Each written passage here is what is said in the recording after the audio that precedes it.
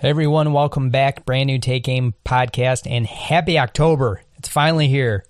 Hopefully you guys are bow hunting. I've already been in the tree stand every day since Thursday, ready to hop back out as soon as I get the show out to you guys, but excited nonetheless to get the show out.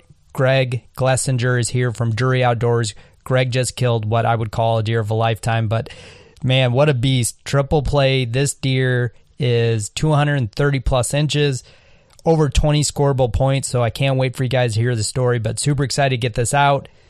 Greg shot this deer like a dream. October the 1st, first hunt in, so unbelievable. But as always, hope you guys enjoy. Thanks, Greg, for being on. What a deer.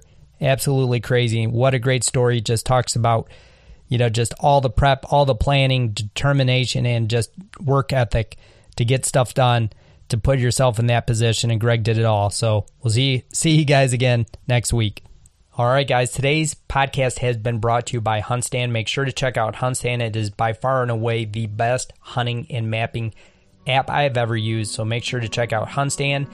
If you'd like to upgrade to the pro version, make sure to use Take Aim 10 at checkout.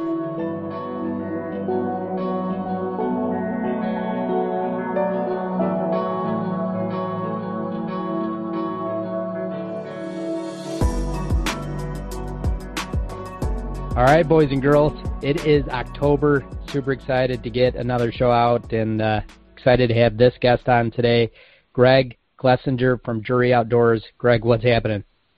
Well, right now I'm still in cloud nine, living a dream right now. This cold front coming in this part of October. I've been doing this a long time, and it goes, I don't know, probably over a decade maybe. I'd have to go back, but it's been years since we've had this type of weather this early in the season to get the deer on the feet. So it's been special couple days, that's for sure. Yeah, you're not lying. I mean, especially for you, an awesome couple days. But I was just thinking in my head the same thing, Greg. I don't know, man. I actually don't have a recollection of the last cold front like this. I mean, we were just talking offline here, 34 yesterday and 32 today when I got up in a tree. So, man, that is extremely cold for, like you said, October the 2nd and October the 3rd. Right. I mean, it's just this front, as you mentioned, I'm guessing it's more than a decade. I can't recall more than that. My memory's not that good when it comes to this, but I don't recall since I've been hunting, which has been decades, that opening day of a season in late September, early October, depending on what state you may be in, a front blew through this. I just don't remember it. And my network of friends and family and industry buddies, I mean, everybody is, if they're not tipping them over, they are flat out having incredible sits. And that just doesn't happen this early in the season. It just doesn't. So I hope everybody who is listening to this is getting out there and making arrangements to do it, because we've got another 3 days before this front blows through. And if you can get a kitchen pass, man, now is the time to be out. It's incredible. Yeah, it really is. And I'm glad you said that, because I'm going to spend the rest of the afternoon, Greg. I'm going to edit this podcast and get it out today so it's relevant for everybody during this cold front, because I know it's that important. But, typically, Greg, we always see the weather just kind of changes, and you kind of look at that extended forecast and you take it for what it's worth, because we know it changes so much. When I looked at it these few days, I was like, man, that's going to be really good. It's going to be low to maybe mid-40s. And then we got this additional, big drop. But when did you kind of pick up on this, and how did it kind of change your game plan or add to your game plan and what you're going to do for the buck we're going to end up talking about here called triple play? It's we plan usually when the trail pictures start coming in late June, early July, we start seeing, what deer we really want to focus on, and what farm it's on, and what part of the farm it's on. And we start really strategizing all the way in July. And then we start looking, I have a professional life outside of this, so I have to manage home life and my work life, and so you try to start picking your picking your days, and I'm lucky enough that with reasonable notice, I can squeeze some vacation days and get out of work and, chase this crazy passion we call bow hunting. And once we saw that forecast coming, tracking about 10 days in advance, I was just like, you know what, if this really happens, I'm dropping all hands on deck and we're heading to Iowa, because when it's this early in the season, they're bachelored up, they're in their patterns, and if you know their patterns and you have that, information through trail cameras, whatever camera you're running, it is the most, I guess, higher probability of seeing them and potentially harvest them, in my opinion. Now, obviously, the rut is everybody's favorite in late season as well, but something like this is just really, really special. And when we saw that front coming, I was like telling Casey, whatever we got to do, we got to figure this out. So it was a no-brainer for us to jump in the truck once we saw that front coming. Yeah, no doubt. So I kind of want to get into it, and I want to spill the beans for everybody a little bit. Greg, like, you've successfully now have killed 2 of the biggest deer in Drury Outdoor history, and this deer we're going to talk about is just insanely super special, man. So give me, before we kind of dive into getting in the truck and headed to Iowa, what did you have kind of this history with this deer, and what gave you the indication like, hey, I need to be in, Beanfield A, on this cold front and this evening? So how did you, kind of come together some of that storyline? Sure.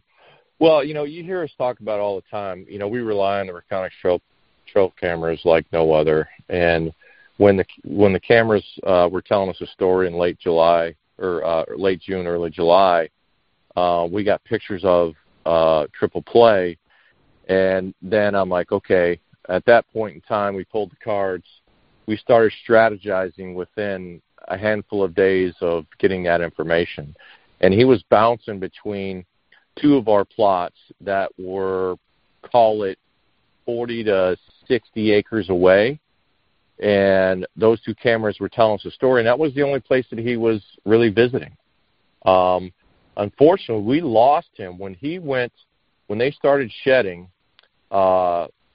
We lost him from, it was early August all the way through September 19th or 20th. We lost him for about 5.5 weeks. He flat out disappeared. So I was really stressed that maybe he had moved on, maybe he found another farm.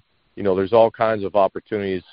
When they start shedding, you have potential losing 30, 40, 50% of those deer. They just change their habits and they move on to somewhere else. And so in that time period, I'm always really concerned of what's going to stay and what's going to leave. And once we get through that hard-horn period is when I'm like, okay, these bucks are going to stay. This is our crop. This is what we need to focus on. And so when he disappeared, I'm like, you know what, take him off the list. We're probably not going to get him or have a chance to chase him. And then, boom, he showed back up. And I was like, okay. So then at that point, we flanked him and added 3-4 more Reconyx or in and around the spot that we had him, just to confirm our suspicions. And we were spot on. He was going to those 2 plots, and we decided on going the one that we did go on, which was a brand new spot for us. We've never hunted it. Oh, I take that back. I hunted that spot probably 10, 11, 12 years ago. But it's very, very difficult to get to. The access is not ideal. And so once we watched reviewed the trail pictures, we noticed that he spent more time on this side of the farm, on this plot, than he did the other. So it was just a rolling of the dice. I'm like, we've got the other one set up. We don't have this one set up. So we had a muddy blind on a trailer already in preparation of last-minute moves. And so we pulled that in 5 days before the hunt because we were out west chasing elk in Colorado, New Mexico, so we were handcuffed. And that's when we actually got the trail pictures, when we were in camp in Colorado. A buddy of mine pulled the cards, and sent it to us and said, hey, is this the buck you're looking for? And I'm like, it is.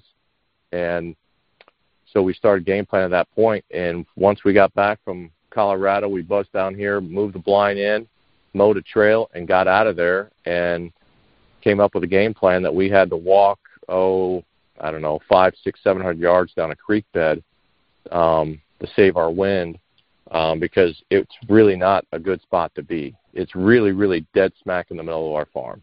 If you had a helicopter, it'd be the best access, but that's not possible. So we had to get real creative and walk the creek in, and I knew that doing all this stuff, we're only going to have 1, 2, maybe 3 sets to see him or potentially get after him because our access was horrible. And lucky enough, all the homework and the prep paid off, and we tipped them over on afternoon 1.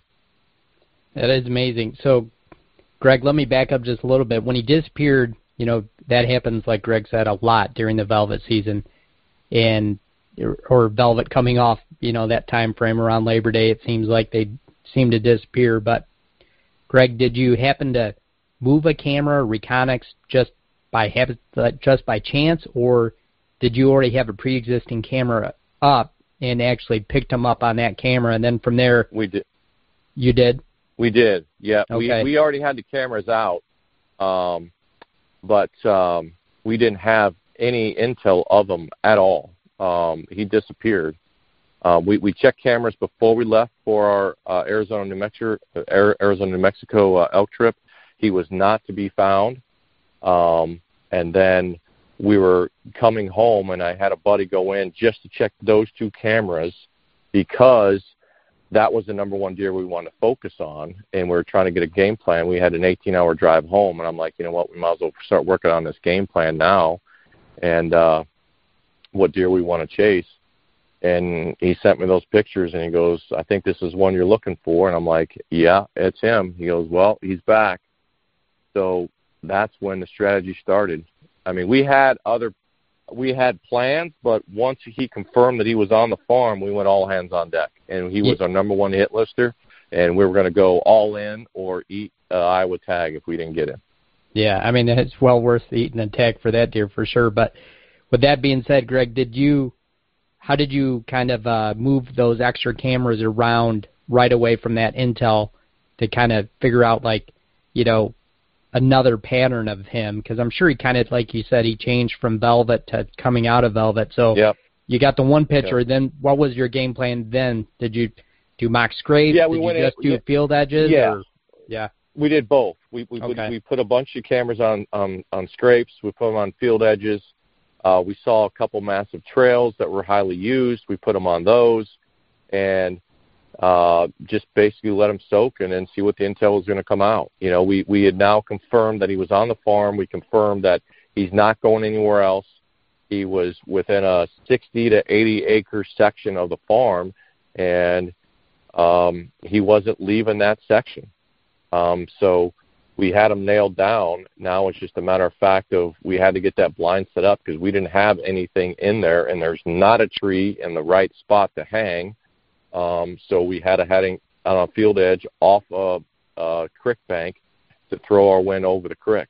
There wasn't a tree in sight to put it in the best position. So we put a blind that was on a trailer, lifted up on forks, and hauled it down there because we didn't want to ruin the bean field because of the farmer and that whole situation. So lifted up, put it down there, and got the heck out of there and let it soak for, 4 or 5 days, and then went in on October 1st.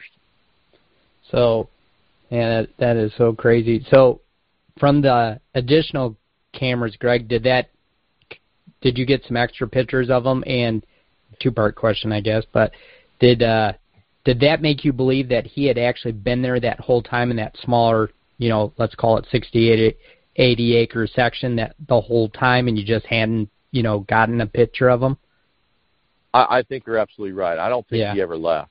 Okay. It's just that we did not have that many cameras in that part of the farm. So there's a strong possibility he never left. But once we put more cameras on, he was quite visible. I just don't think he ever left. But he was popping between these two food plots, and we didn't see him anywhere else. So I'm like, okay, this guy is definitely killable. It's just that where he lives, the majority of his time is going to be really tough to kill him, just because the access is nothing short of horrible. So how did you end up? I know you said you used the creek, but tell us a little bit about that situation. Did you have to clean the creek out a little bit, or just waders, or was it low enough that you guys could just kind of jump over logs and dead trees, or because you know that's not fun. I mean, it's just not. we were lucky enough that it's a really fairly decent sized creek, and it was low in water, so 18-inch rubber boots were fine. Yeah, there's some deadfall and all of that, which is fine. Just had to walk through it, and we had to climb down a serious bank that we had to help each other get up and down. It was, I don't want to say, it was probably 8 or 9 feet vertical, pretty much straight up, so we had to help each other get up and down that. But other than that, it was pretty well easy in and out. It's the first I've ever used a creek for access, but now after doing it successfully and how well it worked, it's definitely going to go in the arsenal moving forward, because it was borderline unfair. Because when we got to the bottom of the creek bank, those banks were 8, 9, 10 feet above us. And with the thermals dropping in the afternoon, it kept our scent down in that creek bottom. And we walked, 600, 700 yards, and we actually walked past deer. I couldn't see them, but when we got to the blind, where we walked down the creek, there were deer literally on the creek bank, because we saw them come out of the creek bank. So we were walking by deer that they didn't even know we were there. That's crazy. That's crazy. It is crazy. I mean, it's super neat that they, for whatever reason, they accept that sound, of the boots in the water. It is making noise, Yep. but they seem to accept that for some reason. Funny story, Yep. This happened to me yesterday, Greg. I was leaving a set, climbed down, I'm right on the edge of the creek, climbed down, got in the creek to just kind of loop out of the woods and then get in the bean field. And a doe came down to get a drink, looked at me and was like, that's not right. She went 10 yards, came down the creek, got in the creek, and went south of me. And I could see her down there at 50 yards, and I walked all the way out. I turned around at 100, and she was still there just milling around in the creek. So crazy that they just seem to not find it to be predatory.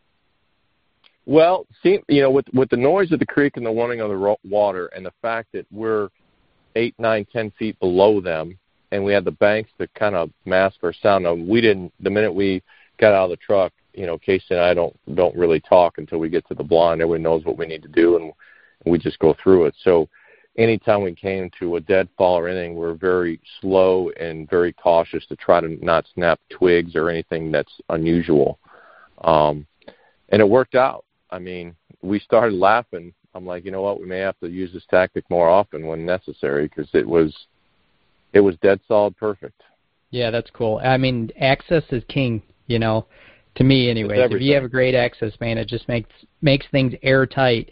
And like you said, it kept your guys' noise level down. It kept your scent down in the stream. And like you said, I think you said this, Greg, correct me if I'm wrong, but like you guys even had the blind really close. So again, you get up. We did. Yeah, you cover yourself almost in that little bit of being on the field. You get right in the blind, and and again that, for whatever reason, those bottom creeks like that really seem to suck your thermal down, taking that odor away. So that's just it kudos. does. We actually found this draw that actually led into the creek, and that draw, we set the blind just at the base of that draw that led into the creek. So when we came out of the creek, we walked up the draw and then got right into the set. So that's awesome. We couldn't have drawn it up any better of location and how we set it all up and using the creek access. I mean, the wind was perfect. When we got in the blind, the wind was sending it over the creek, which there's not that many deer walk in the creek. Yeah, there are some, but 90% of 95% of them are out in front of us. So you got to push that edge a little bit. You don't want to push it too far. There's no such thing as 100% proof, but it's all the homework and strategy and talking about it and second guessing it and all those type of things. Sometimes you want to be passive and sometimes you want to be aggressive. And in this particular case, we were more aggressive than some people may think you should be, but in this case, we really didn't have much of a choice. Yeah, I don't blame you one bit, Greg. So, by the way, which way was the wind blowing that night? Northwest. Northwest. Okay. So yeah. It was blowing into your blind then. So it's an evening hunt, and what time did the action kind of pick up? And was he the first deer in the field or the 10th deer? And how did all that unfold? We started seeing deer about 4:30. It was really early. A lot of does, of course, coming out early. We did see, as a matter of fact, our first deer was a buck way down the bean field, probably 300 yards out. We actually walked by him off the bank. Actually, he came from the creek bank, walked in the bean field, ate a little bit, and looked around. He's like, man, nobody's out yet, and went back to bed. And then probably 20, 30 minutes after that, it's probably 5 o'clock-ish. 5 or 6 does came out and was milling around the beans, and then some bucks started showing up about 5:45 is when that activity really got going. We saw a couple really nice ones shortly after 6, and then he showed up about 6:20, 6:15, something like that, 6:20. Okay. Came out of a wood line.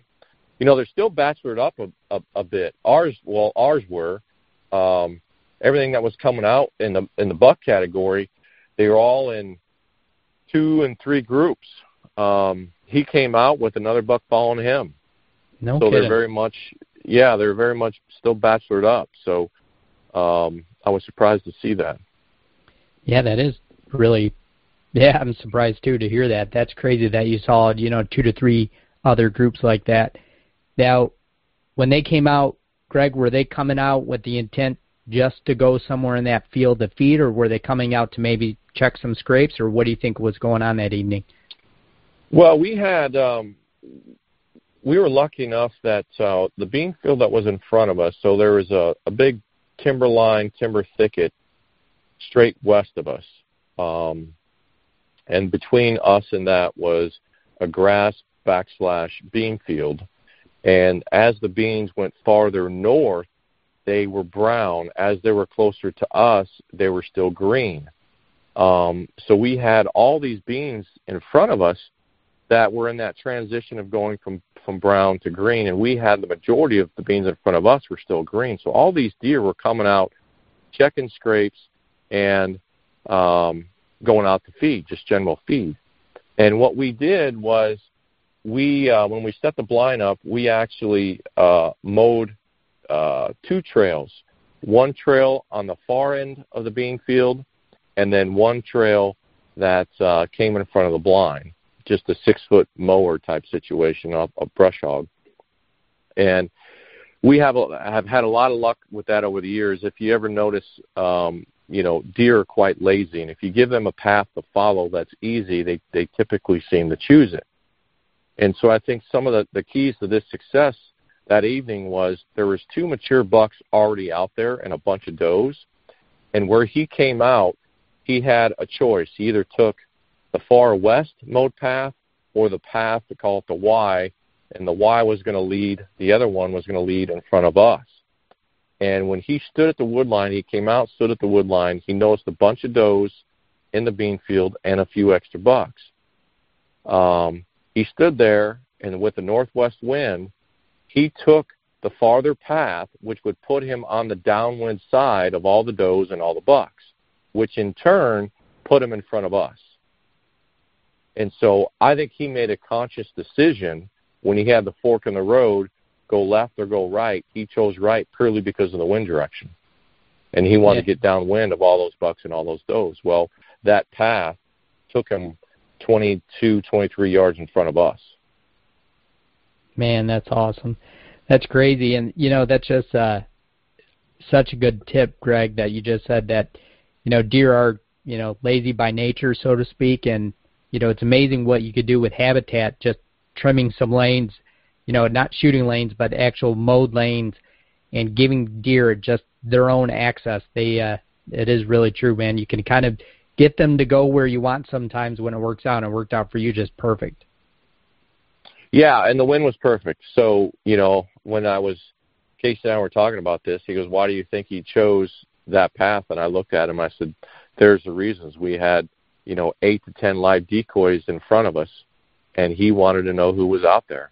And the only way to do that was to take the far path. And he did. So, it's that planning meets preparation, and preparation meets opportunity. And that's exactly what it was. If we didn't move the blind down there, if we didn't mow those paths, who knows where he goes when he comes out there, right? I'm not saying the paths are everything, but you try to stack anything in front of you to give him a reason to come that way. And also, we did put a scrape tree in front of our blind, about 23, 24 yards in front. So I shot him before he got to that scrape tree, but he I don't think was going to hit it because just how fast he was walking. I think he was intent of checking out those does and those bucks. Gotcha. So he comes down the lane at 22 yards. You've already identified him. You know what's going to happen next. What's kind of going through your mind. You're about to get, potentially a shot of a lifetime. Right. It's so stressful that the minute I identified him was the minute I'm like, you know what? I know he's here. And I just need to focus on what I need to do, and I quit looking at him and just waited for the moment of truth and just try to zone in and figure it all out. And it's one of those things that we don't talk much about because of I truly believe the mental part of the game is more important than the physical part of the game. And I wish we would talk more about that. Once you're in that moment, you just got to block everything out and just, try to slow the game down the best you can. And I know it's tough to do, but it seems to have worked for us. Yeah, I mean, that's very true. So is there anything you do, Greg, specifically for that? I mean, it's kind of funny to use some of the terms, like meditation with hunting, but or I can't even say the word, visualize some of these opportunities. Mm-hmm. But I do that quite a bit. In the last couple of years, I've been a lot more calm, when the right moment comes, so to speak. So is that part of your game plan as well? It is. You got to slow the breathing down because your heart rate goes through your throat, and everybody acts differently and shakes and all that. I get it. It happens to me too. And when that stops happening is when I'm going to hang it up. But it's you just got to focus on the spot of the deer. Don't look at the animal. Don't look at the rack. None of that stuff, and just focus on what you need to execute and try to stay within yourself and not do anything more than what you haven't already practiced. And if you practice a lot, then the confidence should be in your wheelhouse, and just let your muscle memory take over and put that pin where it needs to go, and release that thing, and it should go where you placed it. So I think it's the more times you do it, the better off you are, and I think the more harvest you take, even on does. Guys, I personally think that if you're going to try to harvest 8, 10, 12 does a year, whatever, somebody's trying to manage a farm, don't do it with a gun. Do it with a bow. Because the more you do it, the better off you're going to be. And that's a tip that I learned a long time ago. Because if you can kill a doe late season in the snow or whatever it may be at full alert, you've accomplished something, And the more practice we put ourselves into, the better off you're going to be. Yeah, for sure. I mean, I couldn't agree more. I know years ago, our herd numbers pre the EHD year of 2012 were really just crazy. And we had a few years there, Greg, where just every year was like that, man. We could shoot 8 does, 10 does, and it wasn't enough. You know what I mean? It just wasn't enough. Right. But with that being said, man, that just builds your confidence in that repetitive nature of learning how to hunt and do those things and making the shot count when it's the right time, and taking the right shot opportunity. All those things come into play, and if you get the opportunity, kill deer. It'll make you a better deer hunter down the road for sure. No doubt. Okay. So getting back to this thing, you made what looked like a great shot. It runs off. Did you end up seeing him tip over, or did he kind of leave you hanging where you had to get out and go track some blood? Yeah, he did. He played us to the end. He got in that thicket, and I saw him wobble just a little bit, and then we saw him just through behind a tree, just caught a glimpse of him going past that, and I'm like, shoot, you know what? That's roughly 100 yards from where we shot him. It was about 75 yards from where we shot him on the timberline, and I'm like, I didn't see him go down. It's 6:25, p.m. It's a big deer. When in doubt, we reviewed the footage. It was a great hit, but we just didn't see him tip over. I'm like, you know what? If he's dead now, he'll be dead in 5 hours. So we backed out of there and gave it till, I think we shot him at 6:25. We went in at 11:30 p.m. and he was literally about 12 to 13 feet from where we saw him take the left turn from that tree. So I think he was dead within 10 or 15 minutes. Wow. But unfortunately, I wanted to be safe. So it all panned out for the best. Yeah, for sure. I mean, you hear that all the time, and every time usually it ends with success, and it's just a logical thing to do now. So, but man, how cool. What a great deer. But give us a little bit of that, Greg. Like, I know it's insane. And I also wanted to add or ask, what, if any, did you have any previous history with this deer? Yeah, we have trail pictures all the way back to 17, 18, and 19. So we had 4-year history with him, including 2020. So, he actually blew up at a. We think we do not have his sheds from 18. We do have we do not have his sheds from 19. We do have his sheds from 18. We have pictures of him from 19, and based on the pictures, I'm going to guess he blew conservatively 40 inches. It may be as much as 50 to 60 inches. From 19 to 20? From 19 to 20. Wow. And how old do you think he was, Greg? We know for sure he's 6, but Okay. there's a high probability he's 7. Wow. Man, yeah. How crazy. How crazy. It's amazing what we learn from deer, and just, it's so cool being able to share stories like this, Greg, but, how unique to see a deer blow up at that age, 40, 50, 60 inches at 6 or 7 years old. It's nuts. It is, and I think it's a testament to everything we do, to the 365-day, passion, from timber stand improvement to, warm season grasses to, the analogic to, everything. It's just, we're constantly working at this all the time, and I think when you get that type of stuff and you give them the protein year round and food sources, it's a combination that allows these deer to potentially grow into what you want them to do and be successful. Yeah, no, I mean, you're absolutely right. And, it's all planning, it's all work, and there's always something to be done. And if you take anything away from this podcast, it's, how much work and effort Greg put into this hunt in just a few days. I mean, Greg, you kind of just laid it out like this, what we did, but you did that in a very quick time frame. And there was a lot of moving parts you accomplished there, man. So, what a way to get after it, because, obviously that's what you did, man. You put in the work for this deer. Yeah, it really is a 12-month passion, and you try to make the property. I'll steal a quote from Ralph Insular, who told me this 25, 30 years ago.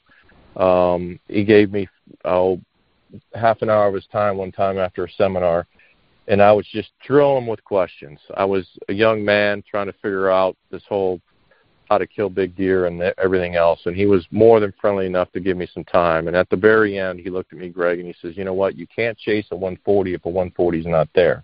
You're only as good as the ground that you hunt on. And when I left that afternoon, I completely changed from a deer hunter to a land steward. Because if you make your land a better place from year-round food sources, cover, and water, they will have no reason to leave. And if you give them the protein through clover and the right, grains, and give them year-round food plots that they can survive on, when they get to age, obviously the next most important thing is age, let the DNA go to work. And that's been my biggest, learn curve that I wish I would have learned sooner and put to work sooner, because we've really been after it the last 13 years really hard, and in the last 6 or 7 is when it's really paid off. Gotcha. That makes sense. It's that initial, start of it, and then it's that time to build that, age structure with some of those upper end bucks. And, once you get started, though, it's just I don't want to call it a revolving door, because there's always neighbors and accidents or car accidents and EHD, but at least that base is always there, that, another one is there at that age structure to fill the gap, so to speak. But amazing, Greg, just what you accomplished on that farm. What we should do, Greg, if you're into it, I'd love to get back together and just talk about some of the land management plans you have for, what you've done. Love to. Yeah, what you've done the last 13 years and how it's changed, and, what future goals are. Yeah, that's a whole other podcast, but for sure. I would love to. I would love to. I wish I would have had this knowledge, like I said, 12, 15 years ago, but it's better late than never. Yeah, for sure. That's absolutely true. It's such good stuff, and I'm such a big believer in habitat improvement. But let's get to the stuff everybody wants to hear, Greg.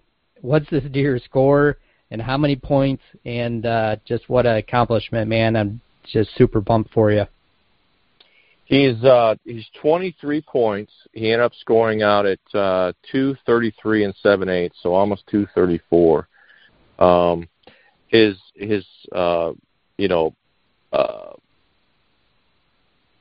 untypical is completely, doesn't even describe him. We call him triple play because he's got three main beams, and it was, one of those things that, like, one main beam's 23, the other one is 20, but just the amount of junk and extra stuff he's got on him is just absurd. One side was 114 inches standalone. It's just, and the other side was 119. So, it's just, it's one of those deer that's just a deer of a lifetime. It just doesn't happen that often. It comes back to habitat and age and letting them do their thing. And we were lucky enough to be at the right place at the right time to let the Matthews VXR do its work. That's amazing, man. Again, I just one of the coolest deer I've ever seen. And, Greg, you've done this twice now with deer in that scoring range, which is absolutely crazy. But, are you almost bummed that it's over, or are you just ready for the next one? It's funny you said that. The first 200-inch deer I shot was Major League, and that was 203 back in, I got to think about this, back in 2017 was Major League at 203. Extra inning was in 2018, which went 239, and then obviously this year. Casey and I were having a fun evening just reminiscing and watching the videos, and I'm like, it's an amazing accomplishment, and yes, I'm excited about it and all those things, but I'm almost disappointed that it's over, because when you put so much effort and so much time into it, it was just, I was disappointed that we're now done. But that's what you do it for, Yeah, that's right. And I just didn't think we were going to do it night one. I just didn't see that happening. But sometimes it's better be lucky than good. Yeah, that's right. I mean, what a way to kick off October 1st, man. And, man, just unbelievable story. And, Greg, man, I don't even know what to say, man. I hope you keep doing this and knocking down 2 hundos, because it's great talking with you. And you've always been one of my favorite guys on Drury's. And, you know, the content you guys put out is amazing. So, you know, kudos to you, Greg. You always do a great job. So I appreciate it. And I hope you keep the hits coming, man, because you're on an awesome roll. Well, I appreciate it. Thanks for all the support. And, you know, for all those guys that want to follow anybody on Drury, they can go to, you know, the Deercast app. You can go out and check out the whole hunt. It's up there as of yesterday. It's a 4 or 5 minute kind of highlight reel of the hunt. And then you can check out the full hunt, which will air next year on the Outdoor Channel on Bow Madness. And then if you want to follow myself directly or any other team members, a lot of us are on Instagram. My handle is Greg Glesinger at Drury Outdoors. So that'd be GREG _ Glesinger, GLESINGER at Drury Outdoors. And if you guys ever want to reach out to me and shoot me a DM, if you got any ideas or whatever the case may be, I'll do my best to answer your request or questions. I've been there before, and I'm always looking for help along the way, and I still do. I mean, Casey and I share ideas all the time and share among the team. So, you know what, we're only as good as the information that we share, and I'm an open book. So I'll tell you what I know. Yeah, absolutely. Well said. And, you know, for everybody, like Greg said, if you don't know, you should know. And, you know, get on the Deercast app, check it out. You know, Greg's information's on there about this hunt. Some great videos, some great pictures, and you can see it all right there. It's absolutely amazing. But, Greg, I know you left all that information already where they can find you, man. But, you know, just want to say thanks so much for being on today. And, man, fingers crossed, let's do this again. Absolutely. Reach out to me. I'll be happy to do another one anytime, man. I love this stuff. Absolutely. Will do. And, boys and girls, you'll see us next week. And make sure to check us out. Like I mentioned last week, we are now on Amazon Music. So if you're looking for a different platform to play the podcast, check out Amazon Music. You'll find Take Aim right there. And Greg, we'll talk again soon. Thanks so much.